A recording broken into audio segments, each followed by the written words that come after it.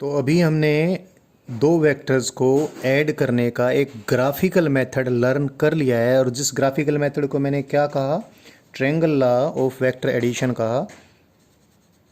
Triangle law of vector addition कहा। इसको दो तीन बार मैंने बोला है, आपने समझ भी लिया है। एक बार फिर इसको बोल देता हूँ, triangle law of vector addition को। बहुत इंपॉर्टेंट है बच्चों, इसी के ऊपर वेक्टर अलजेब्रा बेस्ड रहेगा, इसलिए मैं बार बार इसको बोल रहा हूँ। एक बार फिर बोलता हूँ, if we represent two vectors in magnitude as well as in direction by two sides of a triangle taken in head to tail order. Repeat करता हूँ इस सिंगल बात को ही पहले।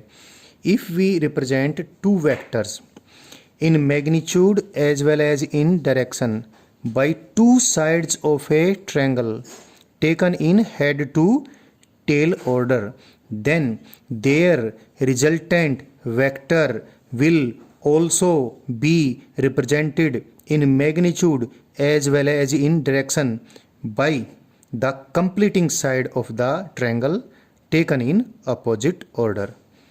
यानी दो वेक्टर्स हैं, दोनों वेक्टर्स को मैग्नीट्यूड एंड डायरेक्शन के साथ किसी ट्रायंगल की दो साइड से हमने रिप्रेजेंट कर दिया। लेकिन कैसे रिप्रेजेंट किया? हेड टू टेल ऑर्डर में। तो उन दो वेक्टर्स का जो रिजल्टेंट वेक्टर होगा वो भी मैग्नीट्यूड एंड डायरेक्शन समेत रिप्रेजेंट कर दिया जाएगा। किसके जरिए? उस ट्रायंगल को कंप्लीट करने वाली कंप्लीटिंग साइड यानी तीसरी साइड के जरिए। लेकिन उसके रिप्रेजेंटेशन का ऑर्डर उल्ट हो जाएगा।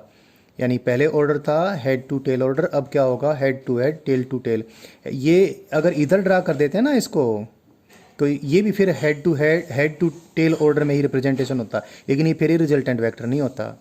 तो ट्रायंगल ऑफ वेक्टर एडिशन मैंने सिखा दिया है। एक बार इसको हिंदी में बोल देता हूँ। यदि किन्हीं दो वेक्टर्स को हम मैग्नीट्यूड और दिशा समेत पूर्णतया किसी ट्रायंगल की दो साइड्स से हेड टू टेल ऑर्डर में रिप्रेजेंट कर देते हैं, तो उन दोनों वेक्टर्स का जो रिजल्टेंट होगा वो भी मैग्नीट्यूड और दिशा समेत ही रिप्रेजेंट कर दिया जाएगा। लेकिन किसके जरिए? उस ट्रायंगल को पूर्ण करने वाली साइड द्वारा। लेकिन कौन से ऑर्डर में? उल्टे ऑर्डर में। बार बार मैंने बोल दिया है, अब आपको ये याद भी हो गया होगा और समझ भी आ गया होगा। कुछ एक एग्जाम्पल के जरिए और भी आपको ये समझ में आ जाएगा। वैसे ही एक एग्जाम्पल लेता हूँ। देखो, एक बात मैं बार बार बोला हूँ, फिर एक शब्द बोलना जरूरी है। Triangle law of vector addition graphical method है। ग्राफिकल मेथड माने चित्र बनाकर ऐड करने वाला मेथड। तो ये ग्राफिकल मेथड है। इसमें हम एक डायग्राम बनाते हैं और इस डायग्राम के जरिए हम वेक्टर एडिशन को सीखे हैं। अभी आपको बहुत सारी चीज़ें लर्न करनी है, लेकिन इस बात को और अच्छे से बताने के लिए और एक एग्जांपल लेता हूँ। सपोज कोई एक वेक्टर है, वेलोसिटी वेक्टर v1। सपोज कोई वेलोसिटी वेक्टर v2 है और triangle law of vector addition से हमने इनको ऐड करना है। मैं एक बार फिर बोल देता हूँ। ये मैंने कहा है वेक्टर v1, लेकिन बेसिकली ये वेक्टर v1 नहीं, वेक्टर v1 का रिप्रेजेंटेशन है, ग्राफिकल रिप्रेजेंटेशन। ये मैंने कहा है वेक्टर v2, लेकिन ये वेक्टर v2 नहीं, वेक्टर v2 का रिप्रेजेंटेशन है। लूजली हम ऐसा बोल देते हैं। तो मैंने वेक्टर v1 और वेक्टर v2 ऐड करने हैं और इनका रिजल्टेंट वेक्टर डिटरमाइन करना है। सपोज इनके रिजल्टेंट वेक्टर को, यानी दोनों को सम करने से जो वेक्टर आता है, सपोज मैं उसको v वेक्टर बोल देता हूँ। तो ट्रायंगल ऑफ वेक्टर एडिशन ओबे करूँगा। तो पहले मैं v1 वेक्टर को ड्रा करता हूँ in magnitude as well as in direction. ये v1 वेक्टर का रिप्रेजेंटेशन हो गया जी। अब v2 वेक्टर को रिप्रेजेंट करूँ। ये बहुत इंपॉर्टेंट बात है, बहुत इंपॉर्टेंट बात है। जिन दो वेक्टर्स को हमने ऐड करना है उनके रिप्रेजेंटेशन को हम कैसे, किस क्रम में ड्रा करेंगे? हेड टू टेल क्रम में, हेड टू टेल ऑर्डर में। यानी v2 वेक्टर के रिप्रेजेंटेशन की टेल, इसको अगर पाँव की जूती कहूँ मैं और इसको सिर कहूँ तो कहूँगा दूसरे वेक्टर की जूतियाँ यानी शू पहले वेक्टर के सिर पे रखनी है। यानी और अच्छी लैंग्वेज यूज़ करूँ तो वो क्या, दूसरे वेक्टर के रिप्रेजेंटेशन की टेल पहले वेक्टर के रिप्रेजेंटेशन के हेड पे रखनी है। तो ये v2 वेक्टर का रिप्रेजेंटेशन हो गया। तो ये v1 वेक्टर का रिप्रेजेंटेशन, इसके हेड के ऊपर v2 वेक्टर के रिप्रेजेंटेशन की टेल। अब देखो एक इनकम्प्लीट ट्रायंगल बन गई है। तो इस इनकम्प्लीट ट्रायंगल को कंप्लीट करने वाली साइड मैंने ड्रा कर दी। तो ये जो कंप्लीट करने वाली साइड है ये इन दोनों के रिजल्टेंट वेक्टर v वेक्टर की मैग्नीट्यूड और डायरेक्शन दोनों को ही रिप्रेजेंट करेगी। यानी इस कंप्लीटिंग साइड की लंबाई तो v1 वेक्टर की मैग्नीट्यूड को रिप्रेजेंट करेगी, और इस कंप्लीटिंग साइड की अलोंग जो भी डायरेक्शन बनेगी वो डायरेक्शन v वेक्टर की डायरेक्शन को रिप्रेजेंट करेगी। और ये एक बार आपको बहुत अच्छे से जान लेनी है। शुरू में आप लर्निंग करते हैं तो इसी चक्कर में आप इसको भी हेड टू टेल ऑर्डर में ऐसे ड्रा कर देते हैं, यानी v वेक्टर को आप इधर ड्रा करते हैं, जो बहुत गलत बात हो जाती है। मैंने अभी बताया था रिजल्टेंट वेक्टर के डायरेक्शन ड्रा करने के लिए हमने क्रम यानी हमें ऑर्डर उलटना पड़ेगा। पहले ऑर्डर थी हेड टू टेल, अब ऑर्डर क्या हो जाएगा, यानी रिजल्टेंट वेक्टर के रिप्रेजेंटेशन की टेल पहले वेक्टर के टेल के साथ कोइंसाइड करेगी, एंड रिजल्टेंट वेक्टर के रिप्रेजेंटेशन का हेड दूसरे वेक्टर के रिप्रेजेंटेशन के हेड के साथ कोइंसाइड करेगा। सो एक बार फिर मैंने ट्रायंगल ऑफ वेक्टर एडिशन को एक एग्जाम्पल में आपको बताने की कोशिश की है। और अब इस example, again I tell you this is graphical method, diagram से ये हम एडिशन कर लेते हैं। अभी इसको और पक्का करने के लिए मैं एक न्यूमेरिकल एग्जाम्पल ले लेता हूँ। सपोज कोई फोर्स है एंड द फोर्स इज से it is 30 Newton due north. एक फोर्स ड्यू नॉर्थ माने नॉर्थ की तरफ, एक फोर्स और भी है F2 वेक्टर। ये पहला फोर्स F1 वेक्टर है, दूसरा फोर्स F2 वेक्टर है। से it is 40 Newton due east. मुझे क्या डिटरमाइन करना है, इन दोनों वेक्टर्स का सम वेक्टर, यानी इन दोनों का रिजल्टेंट वेक्टर। यानी दोनों फोर्स एक साथ किसी ऑब्जेक्ट पे लग जाएं तो दोनों मिलकर जितना प्रभाव उत्पन्न करेंगे, उतना प्रभाव उत्पन्न करने के लिए एक सिंगल अगर फोर्स लगाऊं तो मुझे कितना फोर्स लगाना पड़ेगा और किस डायरेक्शन में लगाना पड़ेगा, ये मैंने खोजना है। देखो इस एग्जाम्पल में कई चीज़ें आपको क्लियर होती हैं। जो बात मैं बार बार अभी बोलता रहा उसको इस एग्जाम्पल से मैं बहुत बढ़िया तरीके से आपको और बता सकता हूँ। F1 वेक्टर और F2 वेक्टर दो फोर्स वेक्टर्स हैं, दोनों ऐड करने हैं। दोनों ऐड करने का मीनिंग है कि हमने ये फोर्स और ये फोर्स दोनों किसी ऑब्जेक्ट पे लगा दिए, तो दोनों मिलकर जितना प्रभाव यानी जितना फोर्स उत्पन्न करेंगे जिस भी डायरेक्शन में और जितनी मैग्नीट्यूड का, वो हमने डिटरमाइन करना है। तो कोई एक सिंगल फोर्स ऐसा हमने खोजना है जो सिंगल फोर्स उतना ही इफेक्ट प्रोड्यूस करे जितना कि ये दोनों मिलकर करते, तो उस सिंगल फोर्स को इन दोनों का रिजल्टेंट कहेंगे। और ये निकालने का तरीका मैंने ट्रायंगल लॉ से आपको बता दिया है। और उसको एक बार इस एग्जांपल ये भी करके देखते हैं, ट्रायंगल लॉ लगाते हैं, आपकी लर्निंग और हो जाएगी। तो जैसे मैंने ग्राफिकल रिप्रेजेंटेशन बताया था, हम जब भी वेक्टर्स को देख रहे होंगे तो हमें पता चलेगा वेक्टर्स की डायरेक्शंस कौन कौन सी हैं। तो सबसे पहले तो डायरेक्शंस को ही रिप्रेजेंट करेंगे। सारे वेक्टर्स लग रहा कि एक हॉरिजॉन्टल प्लेन में ही है, और हॉरिजॉन्टल प्लेन में सभी डायरेक्शंस को शो करने का बहुत बढ़िया तरीका है। एक नॉर्थ डायरेक्शन का रिप्रेजेंटेशन ले लें, एक ईस्ट का रिप्रेजेंटेशन ले लें, बाकी कोई भी डायरेक्शन इनके साथ कितना एंगल बनाते हैं उसके जरिए रिप्रेजेंट हो जाएगी। मैं आपकी जो बात जैसे आपने रटी हुई है उसको ही कैरी कर लेता हूँ। ये नॉर्थ का रिप्रेजेंटेशन ले लेता हूँ, ये ईस्ट का रिप्रेजेंटेशन ले लेता हूँ। पहली बात, डायरेक्शन हम इसके अकॉर्डिंग रिप्रेजेंट करेंगे।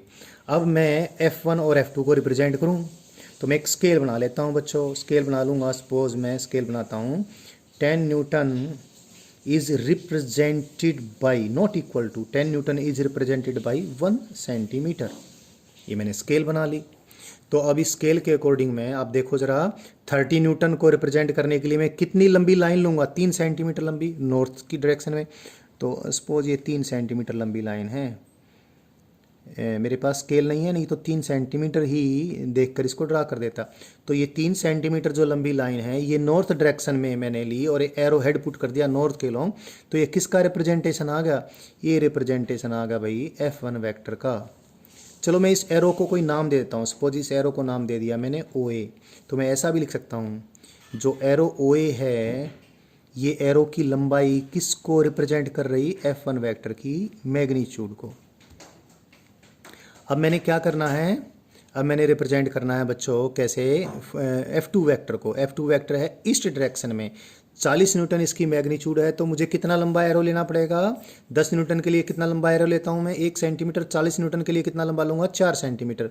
तो F2 वेक्टर के रिप्रेजेंटेशन की हेड, टेल F1 वेक्टर के रिप्रेजेंटेशन के हेड के ऊपर रखनी है। तो मैं अभी 4 सेंटीमीटर लंबी लाइन ले लिया। ये अगर 3 सेंटीमीटर है ये, तो ये 4 सेंटीमीटर हो गई। और मैंने एक एरो लिया AB। ये एरो AB कितनी लंबाई का लिया मैंने 4 सेंटीमीटर लंबाई का लिया। और इस एरो के ये डायरेक्शन ले ली मैंने किधर? इस डायरेक्शन में। तो ये एरो किसको रिप्रेजेंट करेगा?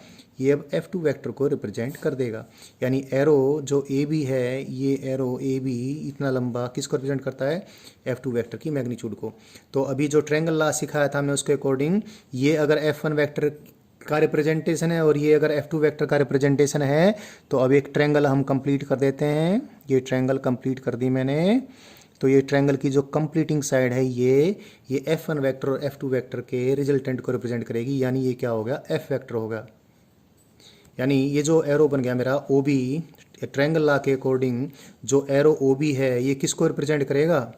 वेक्टर, रिजल्टेंट वेक्टर की मैग्नीट्यूड को रिप्रेजेंट करेगा। और डायरेक्शन वेक्टर F की डायरेक्शन को रिप्रेजेंट करेगी। तो देखें, हम निकाल लेते हैं। देखो, ये 3 सेंटीमीटर लंबी लाइन है और ये 4 सेंटीमीटर लंबी लाइन है।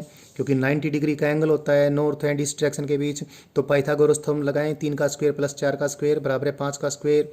तो ये F जो और एरो OB आ गया, OB की लंबाई कितनी आ गई? 3 सेंटीमीटर और 4 सेंटीमीटर की राइट एंगल ट्रायंगल है, तो हाइपोटेन्यूज 5 सेंटीमीटर लंबा हो जाएगा ना। OB लंबाई कितनी आ जाएगी? 5 सेंटीमीटर। और 5 सेंटीमीटर किसको रिप्रेजेंट करेगी? 50 न्यूटन को। क्योंकि 10 न्यूटन को कौन रिप्रेजेंट करता है? 1 सेंटीमीटर। तो जो रिजल्टेंट फोर्स आया, रिजल्टेंट फोर्स की कितनी मैग्नीट्यूड आ गई? 50 न्यूटन मैग्नीट्यूड आ गई।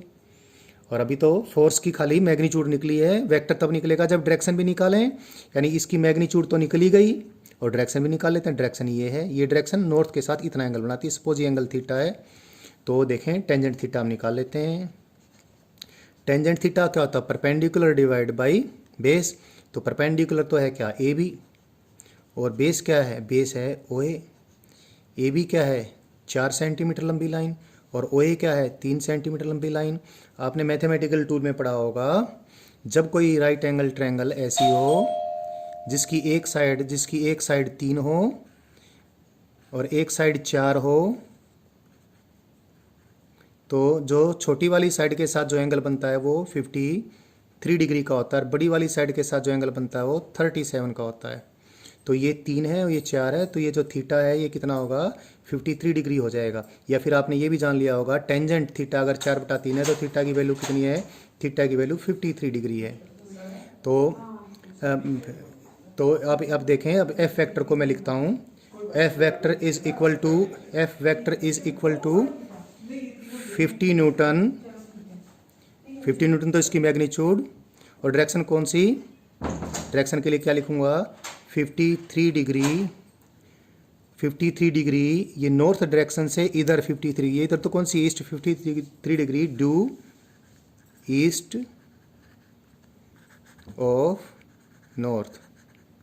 तो इस प्रकार से हमने ट्रायंगल लॉ की सहायता से इन दो फोर्स वेक्टर्स के रिजल्टेंट की मैग्नीट्यूड भी निकाल ली है और डायरेक्शन भी निकाल ली है। डायरेक्शन निकालने के लिए मैंने आपकी जो मैथमेटिकल लर्निंग है उसका इस्तेमाल किया है। आपने बहुत पॉपुलर ट्रायंगल आपने पढ़ी है कि जिसकी एक साइड 3 है और एक साइड 4 है, तो सामने वाली साइड तो 5 हो जाएगी और जो बड़ी साइड के साथ जो एंगल है वो 37 डिग्री का होगा और छोटी के साथ जो एंगल है वो 53 डिग्री का होगा। तो यही बात मैंने इस्तेमाल करके इसकी डायरेक्शन भी लिख दी है। तो triangle law of vector addition आपने सीख लिया है और एक इस एग्जाम्पल के जरिए आप इसको अच्छे से जान भी गए हैं। और एग्जाम्पल होंगे और भी आप इसकी लर्निंग अच्छे से कर लेंगे।